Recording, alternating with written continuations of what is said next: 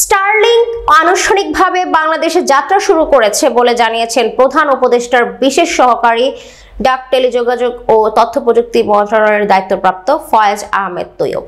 মঙ্গলবার সকালে সামাজিক যোগাযোগ মাধ্যমে ফেসবুকে দেওয়া এক পোস্টে তিনি এই তথ্য নিশ্চিত করেছেন।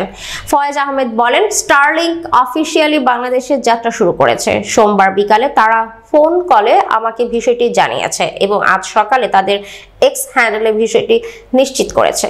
শুরুতে স্টারলিংক দুটি প্যাকেজ দিয়ে শুরু করছে জানিয়ে তিনি আরো বলেন, স্টারলিংক রেসিডেন্স ও রেসিডেন্স লাইট মাসিক খরচ একটিতে ৬,০০০ টাকা, অপরটিতে ৪,২০০।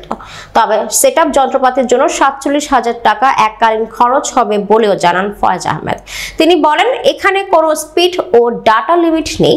ব্যক্তি ৩০০ Mbps পর্যন্ত গতির আনলিমিটেড ডেটা ব্যবহার করতে পারবেন। বাংলাদেশের গ্রাহকরা আজ থেকে অর্ডার করতে পারবেন জানিয়ে তিনি বলেন, এর মাধ্যমে ৯০ দিনের মধ্যে যাত্রা শুরুতে প্রধান উপদেষ্টার প্রত্যাশাটি বাস্তবায়িত হলো।